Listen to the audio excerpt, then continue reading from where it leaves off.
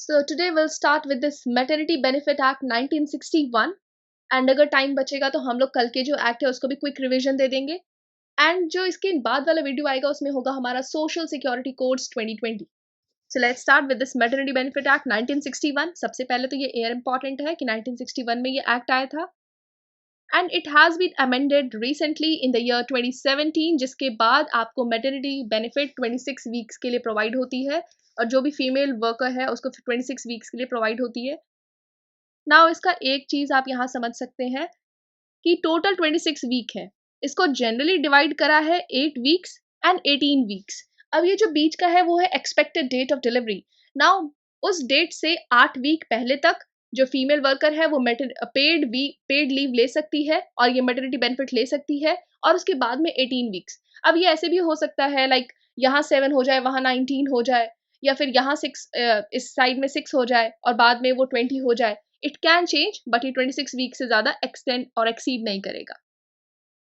Now एक condition है, जैसे ऐसा भी हो सकता है कि किसी ऑर्गेनाइजेशन या फिर किसी इंडस्ट्री या फैक्ट्री में कोई फीमेल वर्कर है या फिर इसमें फीमेल वर्कर इसमें मैटरनिटी बेनिफिट में तो मोस्टली काफ़ी सारे ऑर्गेनाइजेशंस कवर होते हैं. तो किसी भी इस्टेब्लिशमेंट में अगर कोई फीमेल वर्कर अभी अभी ज्वाइन करी है और अभी जॉइन किए उसको हार्डली मतलब कुछ दिन ही हुए हैं और मतलब उसको मैटरनिटी बेनिफिट वो क्लेम नहीं कर सकती या फिर कुछ मंथ ही हुए हैं वो मैटरनिटी बेनिफिट क्लेम नहीं कर सकती क्योंकि इस पे कंडीशन है.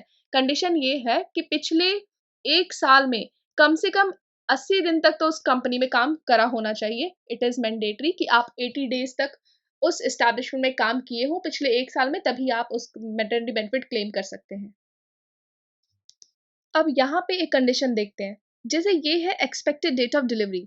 अब इसके वैसे तो उसको बोला गया है कि आप 8 हफ्ते पहले से ही पेड लीव ले सकते हैं, लेकिन अगर वो फीमेल एम्प्लॉय बोलती है कि नहीं मुझे काम करना है, तो ये जो इससे पहले के 6 वीक हैं और मतलब उससे भी 1 मंथ पहले उससे कोई भी डिफिकल्ट वर्क या फिर लॉन्ग आवर्स ऑफ स्टैंडिंग नहीं हो करवाया जाएगा. कोई भी डिफिकल्ट काम, कोई भी आर्डुअस वर्क नहीं कराया जाएगा और लॉन्ग आवर्स ऑफ स्टैंडिंग भी उसके लिए नहीं होगा. वैसे तो उसको बोला गया 8 हफ्ते तक वो लीव ले सकती है, पेड लीव, लेकिन अगर वो बोलती है मुझे काम करना है तो ये 6 वीक से पहले का है. ओके, 6 वीक्स में तो बिल्कुल भी कुछ काम नहीं, लेकिन उसके 1 मंथ पहले से ये एप्लीकेबल है कि उससे कोई भी आर्डुअस या डिफिकल्ट वर्क नहीं कराया जाएगा, provided long hours of standing भी उसके लिए एप्लीकेबल नहीं, मतलब उसको नहीं कराया जाएगा.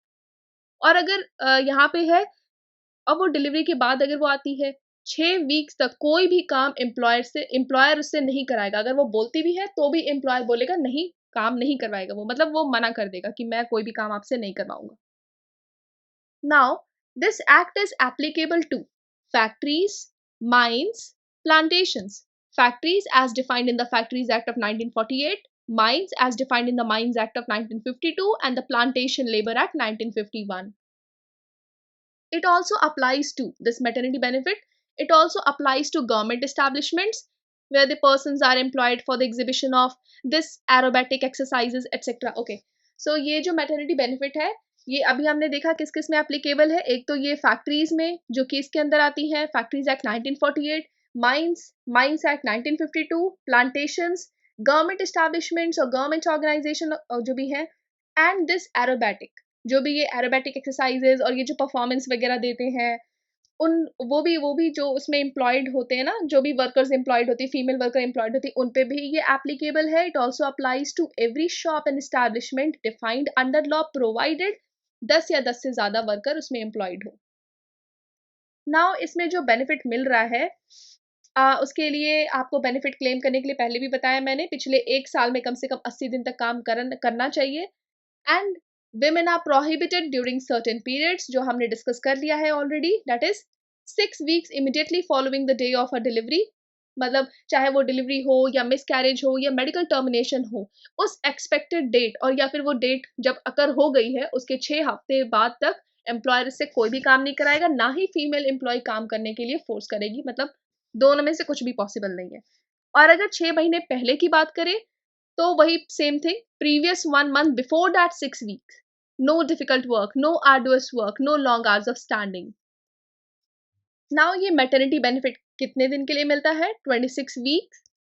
And women having 2 surviving children, जिनके 2 बच्चे हैं वो एलिजिबल है 26 वीक के लिए.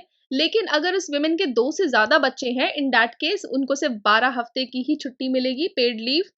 और अगर किसी ने बच्चे को अडॉप्ट करा है, in case of adoption 12 weeks of this long maternity leave. और अगर कोई कमिश्निंग मदर है या adopting mother, in that case also 12 weeks of this maternity leave. अगर कोई ऑर्गेनाइजेशन है, मतलब इस मैटरनिटी के टाइम पे या फिर प्रेगनेंसी के टाइम पे वो ऑर्गेनाइजेशन उस विमेन की हेल्थ को देखकर या फिर उसके लिए वर्क फ्रॉम होम की फैसिलिटी भी प्रोवाइड कर सकती है। एक और है प्रोविजन, जो ऑर्गेनाइजेशन है जिसमें 50 से ज़्यादा एम्प्लॉय काम कर रहे हैं, मैंडेटरी है कि वो क्रच फैसिलिटीज़ प्रोवाइड करे। और उस क्रच फैसिलिटीज़ में नर्सिंग के लिए 2 ब्रेक्स विमेन को मिलना ज़रूरी है। Right to payment of maternity benefits, actually यहाँ पे हम लोग उसके वेज के बारे में बात कि कितना बेनिफिट मिलेगा।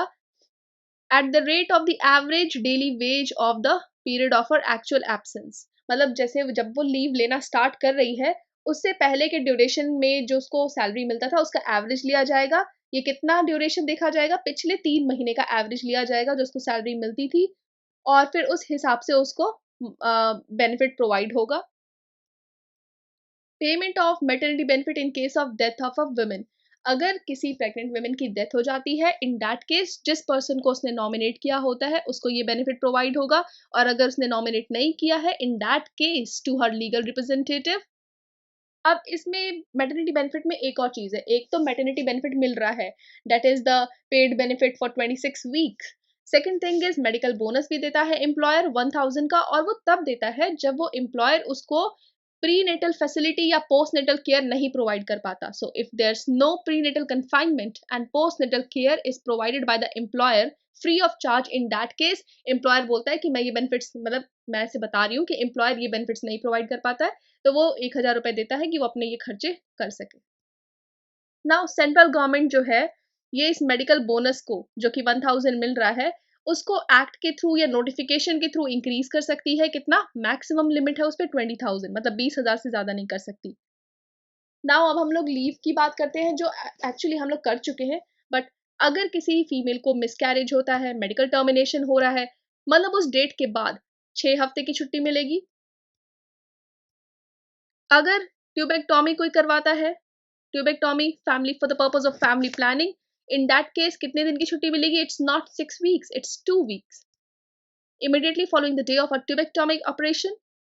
लीव फॉर इलनेस, अगर प्रेगनेंसी से, डिलीवरी से या फिर मिस कैरेज या ट्यूबेक्टोमिक से अगर कोई भी वर्कर है, फीमेल वर्कर है, अगर वो बीमार हो जाती है या फिर सिकनेस या फिर इलनेस, इन दैट केस उसको मैक्सिमम 1 मंथ का लीव मिलेगा।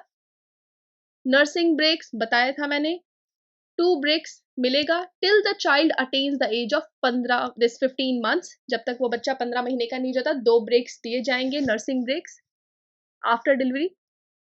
Now dismissal during the absence of pregnancy, मतलब अगर एम्प्लॉयर क्या, अगर ऐसा केस होता है कि अगर कोई फीमेल प्रेग्नेंट होती है, एम्प्लॉयर सोचता है मुझे तो इससे मतलब पेड लीव देनी पड़ेगी, काम कुछ करेगी नहीं और हम मुझे लीव प्रोवाइड करनी पड़ेगी, तो वो बोलता है कि नहीं नहीं मैं इसे डिसमिस ही कर देता हूँ, तो मेरे को ऐसा देना ही नहीं पड़ेगा, तो वो मतलब उसमें एक्शंस लिए जाएंगे एम्प्लॉयर के against, and it's unlawful if the employer dismisses her.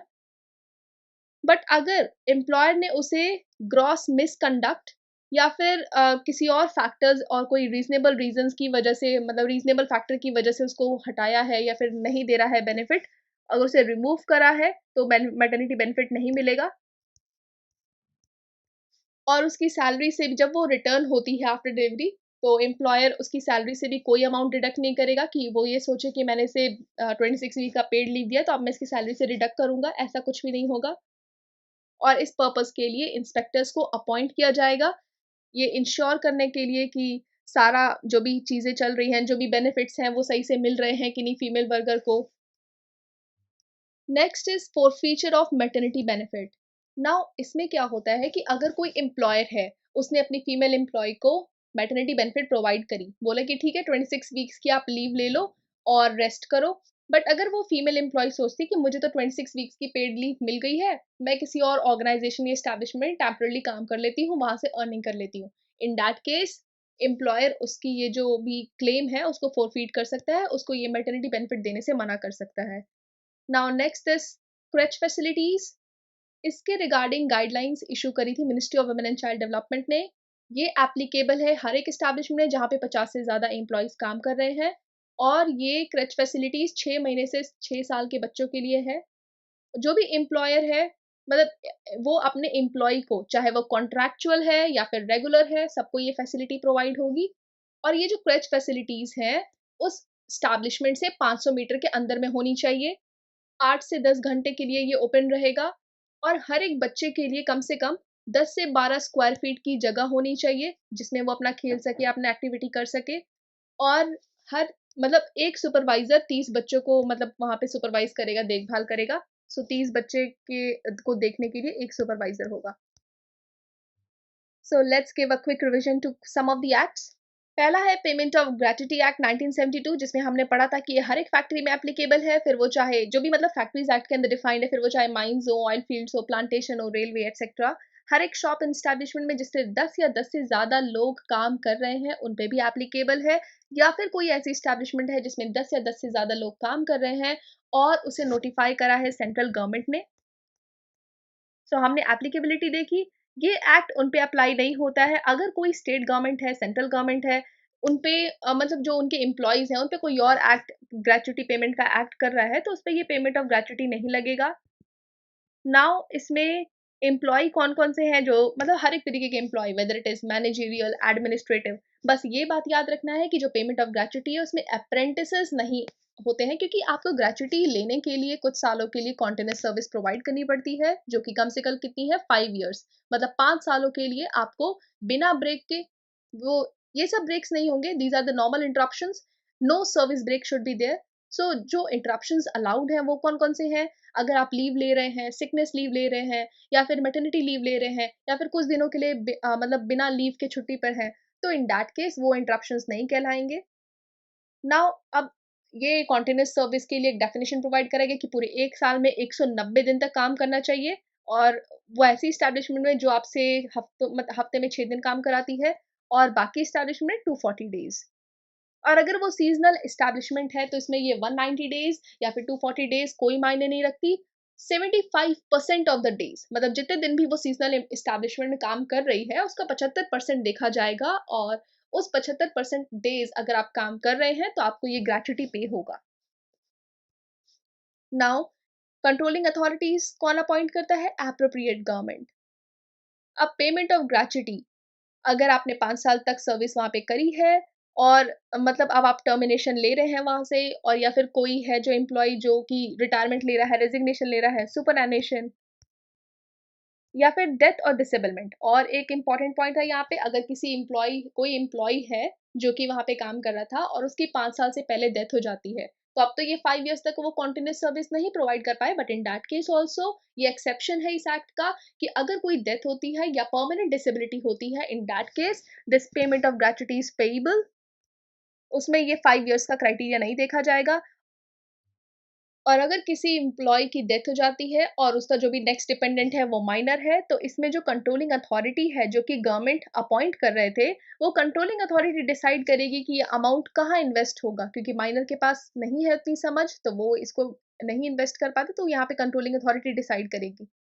Now ये जो पेमेंट है, ये एम्प्लॉयर की ड्यूटी है कि उसको 30 दिन के अंदर अपने एम्प्लॉय, मतलब जैसे ही उसका एम्प्लॉय रिटायर हो रहा है, या फिर डेथ हो गया, मतलब रेजिग्नेशन दे रहा है, या फिर डिसेबिलिटी हो गई, तो उसको 30 उसके डेट के बाद से 30 दिन के अंदर ये पेमेंट ऑफ मतलब ये ग्रेच्युटी पे करना चाहिए। और अगर उसने पे नहीं करा तो सिंपल इंटरेस्ट के साथ पे करेगा। नाउ ये ग्रेच्युटी पे करने का कैलकुलेशन, जो भी उसकी मंथली सैलरी है, कोई भी 50% 60% नहीं, मंथली सैलरी 15/26 का factor and number of years of service. अब इसको अमेंड करा गया था 2018 में, और मैक्सिमम कितना दे सकते हैं ग्रेच्युटी? 20 lakhs। अब ये फोरफीट भी हो सकता है अगर उस एम्प्लॉय ने बिल्कुल तबाही मचाई है, डिस्ट्रक्शन, डैमेज, हर चीज कर रहा है वो, इन दैट केस जो एम्प्लॉयर है मना कर सकता है ये देने से। अभी जो section 4 clause 6 clause B of that act वो बताता है कि ये जो भी पेमेंट है वो फुल्ली या पार्शियली कब फोरफीट हो सकती है, अगर वो किसी राइटस बिहेवियर में इन्वॉल्व है, या फिर कोई ऑफेंस करता है involving moral turpitude. And then इसमें बस इतना, मतलब वही सब रीजंस हैं जो अभी डिस्कस करा था। अब ये जो एप्रोप्रिएट गवर्नमेंट है वो एग्जेम्प्ट कर सकती है किसी भी स्टैब्लिशमेंट फैक्ट्री को अगर वो कहीं और से ये ग्रेचुटी पेमेंट मतलब अपना दे रही हैं। इंस्पेक्टर्स अपॉइंट करे गए हैं ताकि ये ट्रांसपेरेंट मैनर में वर्क कर सके। मैटरनिटी बेनिफिट एक्ट का जो कि 1961 का है, अभी 2017 में अमेंड हुआ था और तब से 26 वीक्स की पेड लीव मिल रही है वेमेन को। अब इसके लिए है कि टोटल तो 26 वीक्स का है और उसमें है कि ये 8 वीक पहले और ये 18 वीक्स बाद में, ये चेंज भी हो सकता है 7, 19, 6, 20।